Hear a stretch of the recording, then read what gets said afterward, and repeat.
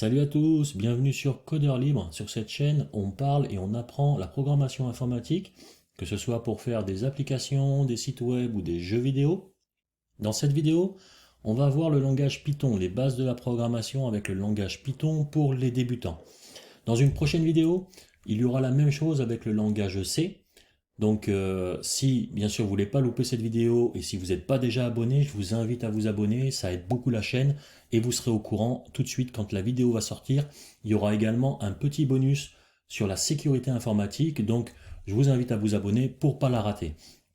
Passons du coup au langage de programmation Python pour les débutants où on va voir exactement les mêmes choses que l'on a déjà vues précédemment. Les choses que l'on a vues précédemment, du coup, c'est les variables, les structures de contrôle, opérateurs arithmétiques, opérateurs de comparaison et les fonctions, choses que l'on va voir également avec le langage Python. Il y a également un article que j'ai publié sur mon blog, je vais mettre le lien en description, et bien sûr, je vais mettre une fiche là pour ceux qui n'ont pas vu la vidéo précédente sur les bases de la programmation, mais c'était en Golang, sachant que là on va revoir aussi les bases, peut-être un peu plus rapidement, je ne sais pas, mais avec le langage Python. Alors tout d'abord, pour pouvoir suivre du coup cette vidéo avec moi, il y a différentes façons de faire. Ou vous avez déjà installé Python par exemple, et vous avez votre IDE sur votre ordinateur et tout est bon et on peut suivre la vidéo. Ou sinon bien sûr je vous invite à installer Python selon votre système d'exploitation avec votre IDE que j'ai déjà présenté dans différentes vidéos. Je ne vais pas revenir dessus du coup. Donc il y a plusieurs vidéos, il y a plusieurs IDE gratuits ou payants. Hein, c'est aussi dans l'article du blog, de toute façon j'ai mis les liens. Ou bien sûr, on va le tester de toute façon même dans cette vidéo, vous pouvez, comme on va faire là, directement créer un projet Python avec, je vais mettre le lien aussi en description, avec l'IDE en ligne Replit. Donc il suffit de créer un compte en ligne, je vais créer un petit repo, voilà, ça va faire mon premier projet en Python là-dessus, enfin ça va nous faire un projet de base, et on aura une ligne de commande. Donc par exemple, je vais marquer un exemple, on va faire un truc très simple, un Hello World, voilà. Il suffit de faire Run. Voilà. Donc on va voir les bases de la programmation comme j'ai présenté dans le tableau précédemment.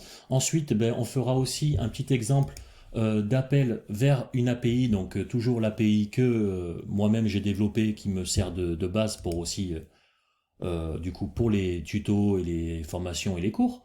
Et du coup on utilisera une librairie extérieure avec du coup pour un peu enjoliver un peu l'aperçu de notre programme, vous voyez, qu'on ait au moins, voilà, on va faire une belle mise en forme pour que ça soit plus agréable, on va dire, à la lecture au niveau en ligne de commande. Donc on va faire une petite application en ligne de commande, très simple et basique pour commencer, en manipulant le JSON que l'on va recevoir de l'API.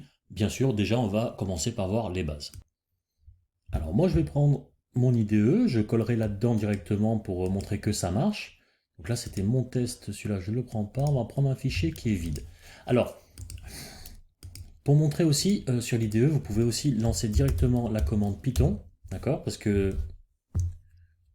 Tic tac tac.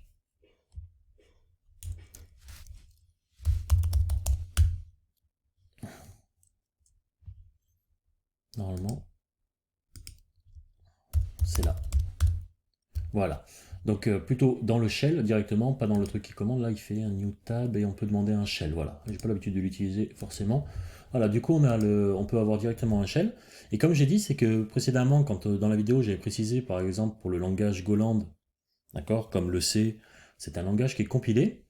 Python, c'est un langage interprété, d'accord. Et du coup, par rapport avec depuis l'interpréteur, on peut directement lancer des commandes. J'avais déjà montré des exemples, mais là, on va le refaire. Et on va déjà commencer par les variables. Alors dans le langage Go, par exemple, j'ai précisé qu'il était typé. Alors dans Python, c'est aussi typé, sauf qu'il a un typage dynamique. Ça veut dire que automatiquement, exactement comme en Golang, j'avais rajouté les deux points pour pouvoir du coup assigner directement le typage et assigner la variable. Là, c'est à peu près la même chose, sauf qu'il suffit juste de faire égal égal, et Python il va comprendre tout de suite que c'est une variable. Donc par exemple, si je vais faire le A est égal coucou, par exemple, et que si je fais A, bon, il m'affiche le nom de la variable. Je fais B est égal à 5, C est égal à 10, d'accord? Et si je fais A plus B, normalement il va pas vouloir. Voilà. Et par contre, si je fais un str, voilà, pour voir si ça marche comme ça. Voilà, là il concatène parce que du coup j'ai forcé le type. Hein. Du coup, vous voyez, j'ai utilisé deux types au final, mais là on le voit pas parce que du coup, comme c'est dynamique, mais du coup j'ai utilisé une chaîne de caractères.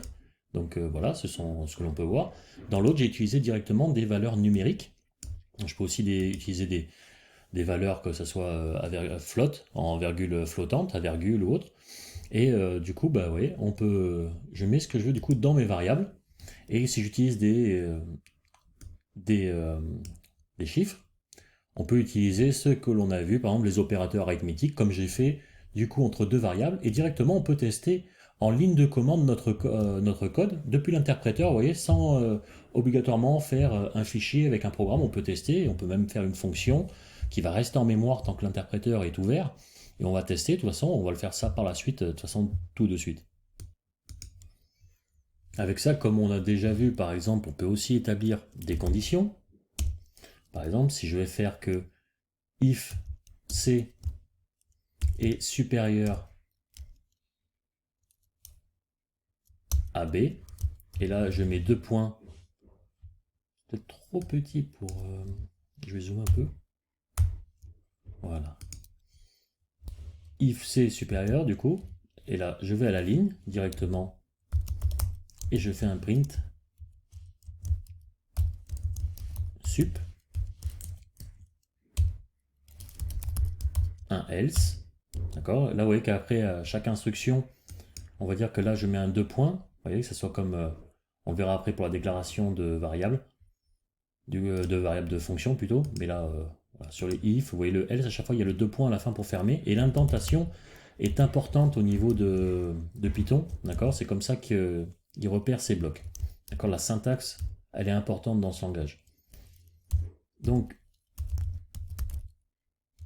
inf,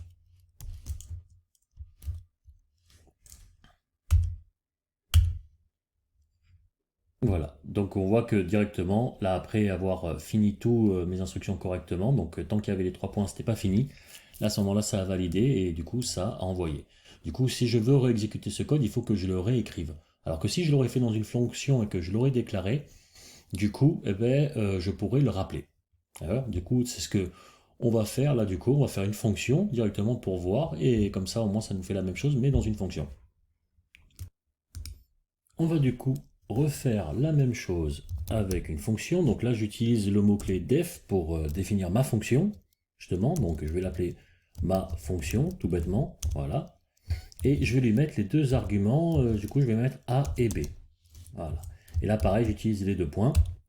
Et bien sûr, l'indentation, elle est importante. J'utilise la tabulation pour pouvoir me décaler, justement, et commencer à écrire mon code. Et au fur et à mesure, quand il y a une instruction, comme le if et tout, on décale. Et bien sûr, s'il y a plusieurs instructions dans le if, on reste toujours avec le même décalage. Donc là, pour l'instant, il n'y en a qu'un, mais voilà. Du coup, if A est supérieur à B,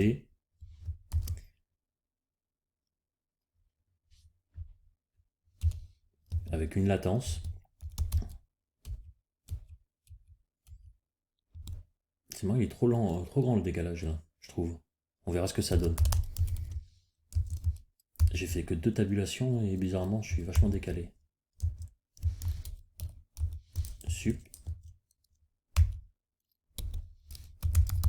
else,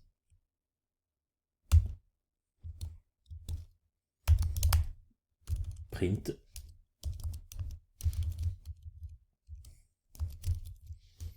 Ah, j'aurais dû le faire dans mon IDE avec la latence, ça fait bizarre d'écrire et de ne pas avoir les lettres qui arrivent tout de suite. J'espère que j'ai pas fait d'erreur du coup, pour le coup. On va vite voir. Donc là, je vais appeler ma fonction et je vais lui donner 10 et 5 aussi, pareil. Je pouvais donner C et B. Ok, donc la fonction fonctionne. Hein, ça m'avait pas semblé particulier le décalage comme ça. Hein, mais du coup, voilà, donc c'était à peu près normal. Donc on voit que du coup, et je peux la rappeler avec une autre valeur, par exemple. Là, je vais augmenter pour voir si le else fonctionne. Donc on voit que le else fonctionne. Du coup, parce que A n'est pas supérieur à B, hein, les paramètres envoyés, du coup 10 devient A ici dans la fonction, d'accord, et 15 devient B. On pourrait faire directement aussi un retour, hein, de la fonction pourrait nous faire un retour au lieu de, là, elle imprime, elle pourrait nous faire un retour et ensuite par rapport à ce retour, on pourrait réagir de telle ou telle façon et ainsi de suite. C'est comme ça on construit son algo au fur et à mesure. Il y a bien sûr les boucles, hein, toujours, donc on a le while, le for, hein, bien sûr. Donc là par exemple si je vais faire une variable i par exemple, je ne sais pas s'il faut que je la déclare avant ou pas, on va voir ce que nous dit le code, on n'a qu'à tester, ça nous le dira en live directement s'il n'est pas d'accord. C'est ce que j'aime bien avec la programmation, c'est que tout de suite vous allez le savoir si, en grande partie en général, vous allez vite le savoir si vous avez fait une bêtise. Donc du coup je vais imprimer i tout simplement, et je vais faire un i++.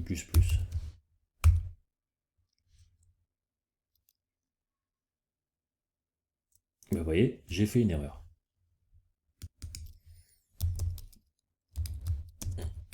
Je crois que si je dis pas de bêtises, c'est parce que Python, c'est pas comme ça que le i++, ça fonctionne pas comme ça pour incrémenter une variable. Le i++ que j'ai présenté, si j'ai pas de bêtises, dans l'autre vidéo sur Goland, où ça incrémente de 1 la variable. Donc, i print i, et là je vais faire i plus égale 1. Il faut que je le... Désolé.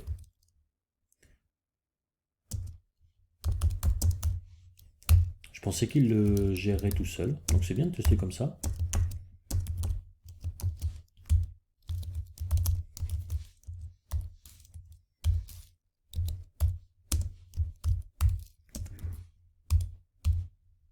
Voilà. Donc là, il est d'accord, parce qu'il fallait que je le déclare avant. Donc c'est bien, bon, on a vu les erreurs en live. Pourquoi il me parle d'IT là? Par contre, vous voyez, je n'ai pas compris l'erreur. Attends, j'ai pas écrit quelque chose de chelou. J'ai pas écrit ID. Bon, c'est pas grave, rien à voir. I n'est pas défini là, je suis d'accord. Ah, il me dit, est-ce que je vois? Non, ok, d'accord. Il pense que je veux dire quelque chose d'autre. Ok, non, rien à voir. Donc du coup, j'avais juste fait une erreur parce que je ne l'ai pas déclaré avant. Vous voyez, donc le fait de les déclarer, de l'assigner à 0, hein, directement. Donc tant que, c'est ce que ça veut dire le while, tant que i est inférieur à 10, on va afficher i. Enfin, moi c'est ce que j'ai marqué, on peut marquer les instructions que vous voulez. Donc c'était afficher i, et ensuite i, je lui ajoute 1. Voilà. Donc si j'utilise un moins aussi, je peux enlever la valeur. Donc on peut, vous faites dans un sens comme dans l'autre. Donc là on a vu un petit exemple tout simple avec while, et on va faire un for sur, j'ai une chaîne de caractères je crois, sur la variable a. On va faire un for sur, par exemple, on va faire letter, directement on va afficher chaque lettre, on va boucler sur du coup la chaîne de caractères, comme si c'était un tableau, d'accord. Et puis on va découper la chaîne de caractères lettre par lettre. Donc on va aller directement, je crois que c'est A. Hop. Ah, la latence elle est horrible. Alors print letter. Et normalement là, la boucle, vous voyez, il n'y a pas la condition d'arrêt, parce qu'il va boucler jusqu'à la fin du tableau, en fait. D'accord. C'est une liste. Je ne dis pas de bêtises, liste. Voilà. Vous voyez, donc du coup, là, il a baladé la chaîne et il a affiché, ligne par ligne, du coup, directement le contenu de notre chaîne de caractères. Du coup, vous voyez très simplement comme on peut du coup tester Python, vous voyez directement dans l'interpréteur, hein, même là en ligne, hein, même si vous n'avez pas besoin d'installer, si vous voulez juste voir un petit peu ce que c'est et le tester directement avec un IDE en ligne, sans tout installer sur votre machine, vous pouvez tester ce langage. Du coup, on va partir on va commencer à essayer de faire un petit truc avec l'API. Donc là, ce qu'on va faire, alors j'ai déjà testé un petit peu avant, justement, un peu pour voir qu'est-ce que c'était possible de faire. Donc du coup, là, je connais un peu, vite fait, je vais essayer de refaire du coup ce que j'ai fait. J'ai utilisé le code directement qui est généré, hein. Faut pas, comme j'ai dit, regardez, il génère directement le truc. Ça nous permet d'avoir un premier exemple. Donc je vais prendre mon IDE, voilà, je vais me mettre dedans, et on va exécuter le code dans le terminal. Directement, c'est test 2. Voilà, donc on a tout le contenu affiché comme ça là. D'accord, donc bon, c'est pas le plus stylé. Donc du coup, on va utiliser, comme je vous ai dit, on va utiliser la petite librairie là qui est juste derrière. Donc il suffit, avant ça, du coup, d'installer, si c'est sur votre machine, du coup, Pipe. On verra que directement, lui, je l'ai testé tout à l'heure, on verra que quand on va copier-coller, donc vous pouvez écrire directement le même code que moi ici. Le lancement va directement installer tout ce qu'il faut, mais je vais le faire aussi des deux côtés, vous verrez.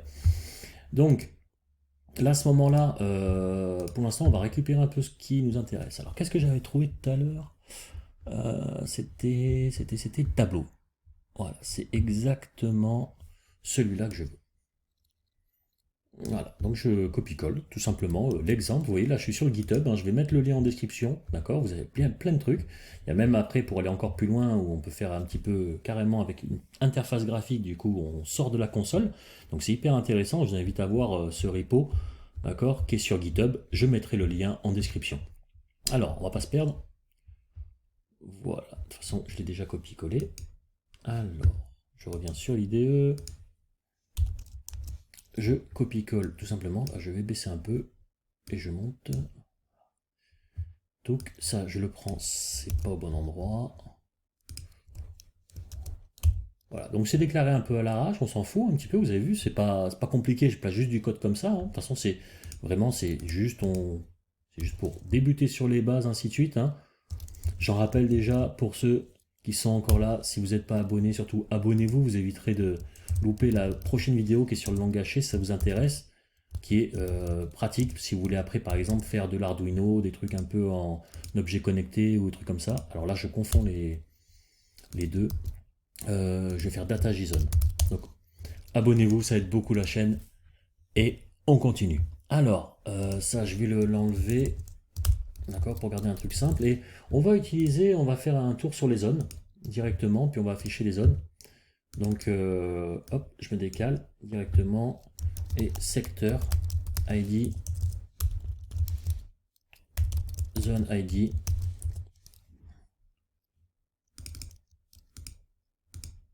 Hop.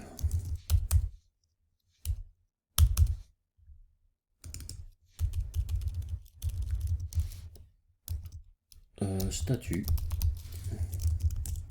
Tac. Tac. Actif. Et distance. Voilà, ok. Ensuite, là, normalement, le truc que j'avais recherché, vous voyez, donc en tapant string to JSON, parce que du coup, si je... En utilisant... Allô, faut pas que je me perde. En utilisant la fonction type, d'accord, directement, je peux avoir le type, hein, si vous voulez, parce que des fois, l'IDE, il peut vous le donner. Ou des fois, voilà, là, j'ai un str, du coup, qui arrive, donc c'est str to JSON ou string to JSON, ça va donner le même résultat. J'ai pris le premier résultat, et puis on voit, voilà, que, du coup, pour utiliser, ils ont un petit peu, du coup, ça va me permettre voilà, directement de le changer, d'avoir un petit dictionnaire. Voilà, c'est exactement ce que je veux. C'est ici, voilà, le dictionnaire, ce qui va me permettre directement de pouvoir accéder aux clés. Hein, vous voyez que c'est quand même, du coup, plus simple. J'ai pas les structures à déclarer, comme on a vu en Golang et tout. Et directement, bah, je vais changer le JSON en dictionnaire, du coup, avec mes clés valeurs exactement comme je veux. Donc on va, je vais prendre ça. Hein, voilà, vous voyez, c'est tout. Enfin, même plus que ça. Voilà, tout simplement. Je vais mettre le lien en description aussi. Faut que j'y pense. Je vais le noter. Alors, et là je fais JSON Object. Bien sûr, il faut importer JSON. D'accord. De toute façon, c'est indiqué. Et c'est pas employee string, du coup je change, c'est le mien. Voilà, là c'est parfait. Tac, tac, tac, tac, tac, tac. Et là c'est le remplissage des colonnes. Donc, remplissage des colonnes. Alors, on voit déjà que là il y avait des couleurs red. C'est sympa, ça va faire un truc. Donc, ça, on va s'en servir. D'accord, ce petit encodage. Et du coup, je vais remplir mes différentes variables. Donc ce que je vais faire, c'est que je vais boucler directement sur for zone in JSON object. Donc dans mon JSON object, d'accord, ce que je cherche comme clé en premier, c'est zone. D'accord, donc je prends la zone. Voilà. Voilà. Et là, je ne suis pas au bon endroit. Voilà, zone directement. Et là, je peux faire le print ici, l'ajout de données à l'intérieur, du coup, qui est zone. Et là, je vais faire zone secteur ID.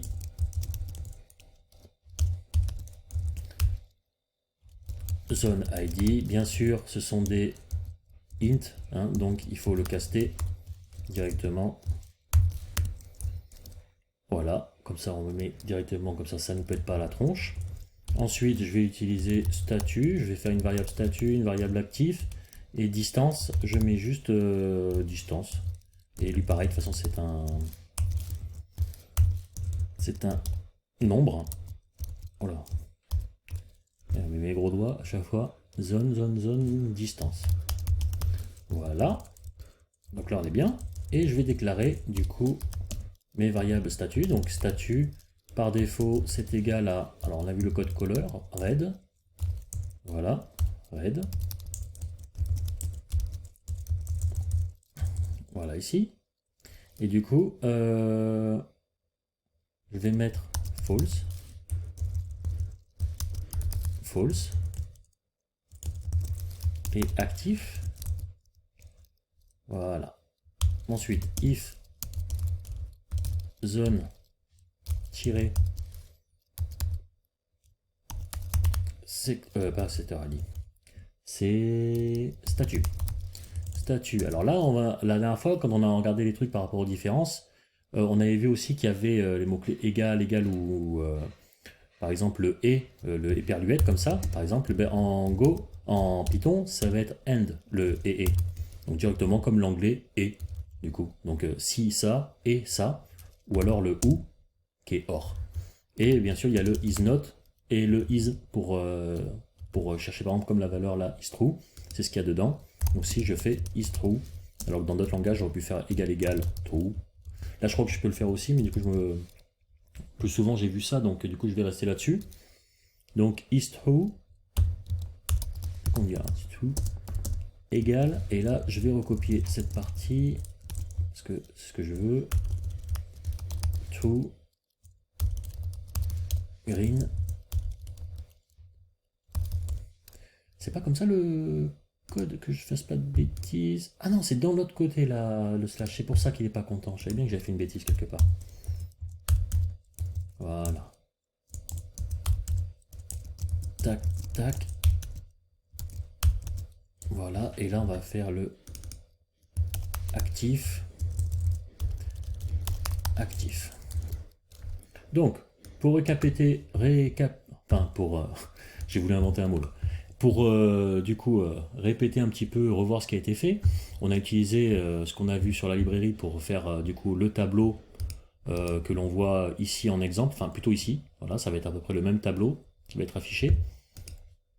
Et du coup, moi ce que j'ai fait, c'est que j'ai transformé le retour qu'on a vu, qui était juste une chaîne de caractères JSON, en objet JSON, qui va nous permettre du coup de faire une boucle dessus, sur toutes les zones, et remplir le tableau du contenu de chaque zone. Comme ça, au lieu de l'avoir un affichage comme ça, on aura un affichage par tableau. Donc on va tester tout de suite si on n'a pas fait d'erreur dans notre code et si ça fonctionne. Je mets en grand. Donc on voit que du coup c'est bien implémenté et qu'on voit bien toutes les colonnes. Bien sûr, on pourrait directement choisir que celles qui ont le statut OK, on aurait un tableau plus petit, d'accord, par exemple, et ainsi de suite.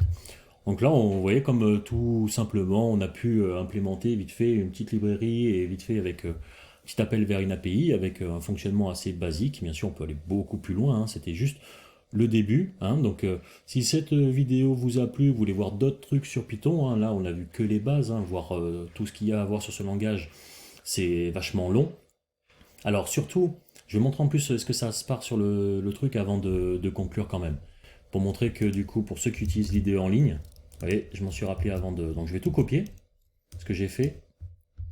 Je vais tout copier, et j'envoie tout là-dedans. Alors on va voir s'il est rapide. Normalement, il va vouloir installer des trucs. Voilà, il installe des trucs. Vous voyez, automatiquement, l'IDE il le fait. Normalement, ça devrait fonctionner comme j'ai testé tout à l'heure. Le temps qu'il installe, voilà. Ce que je voulais dire, c'est que de toute façon, on ne peut pas tout apprendre, que ça soit, voilà, que ce soit la programmation. Moi-même, j'apprends tout le temps et je me forme tout le temps sur plein de trucs, du coup. Mais en réalité, voilà, vous commencez, on commence par les bases et au fur et à mesure, par rapport à votre projet et selon ce que vous avez envie de faire et les objectifs, vous allez apprendre ce qu'il vous faut, par exemple, là-dedans. Là, par exemple, nous, bah, là, je commence avec les bases de Python parce que du coup, pour les prochaines vidéos ou par exemple pour les sites web où on va faire du coup un site web avec le framework Django qui est sur Python, et ben c'est bien de connaître un peu Python. Et du coup, dans le projet Django, on va voir des concepts de Python du coup que je présenterai au moment où on les verra. Du coup, pas besoin de passer sur tout d'un coup. Et là, c'est pareil même pour vous, au fur et à mesure, même quand vous voulez chercher quelque chose en particulier. D'accord. L'avantage de Python aussi, c'est qu'il y a une grosse communauté, il y a beaucoup de documentation, on en parle beaucoup, donc on trouve beaucoup d'exemples, comme on a pu voir ici. Vous voyez, quand on fait des recherches au niveau des projets qui peuvent exister, des librairies qui sont accessibles, qui permettent justement, vous les utilisez, les implémenter dans vos applications. Comme là, par exemple, facilement, on peut faire des tableaux ou des applications, là, par exemple, comme une calculette, ou alors, là, il faut aller sur le projet directement pour voir tout ce qu'il fournit, où on a carrément l'interface graphique. Alors, on voit que du coup, l'IDE, bah, ça a fonctionné, comme je l'ai dit, donc le code se lance. Donc, si vous avez testé ce code dans l'IDE, vous voyez que ça se lance. Donc, ben, je vous remercie d'avoir regardé la vidéo. Déjà, on est du coup à la fin de cette petite partie sur les bases en Python. Et la prochaine vidéo qui est en cours là, hein, que je dois faire, c'est sur le langage C. Donc, bien sûr, abonnez-vous. Comme j'ai déjà répété, bien sûr, vous connaissez. Si vous ne voulez pas louper la prochaine vidéo, si le langage C, ça vous intéresse. Et il y aura une petite partie sécurité informatique. Hein, et bien sûr, il y a le blog pareil sur Python. J'ai fait un article, hein, du coup, donc si pareil la vidéo vous a plu sur Python et que vous voulez aussi voir l'article, il est en lien dans la description, pareil, il est sur mon blog. Donc, ben, merci d'avoir regardé et à bientôt pour la prochaine vidéo. Bonne semaine à vous.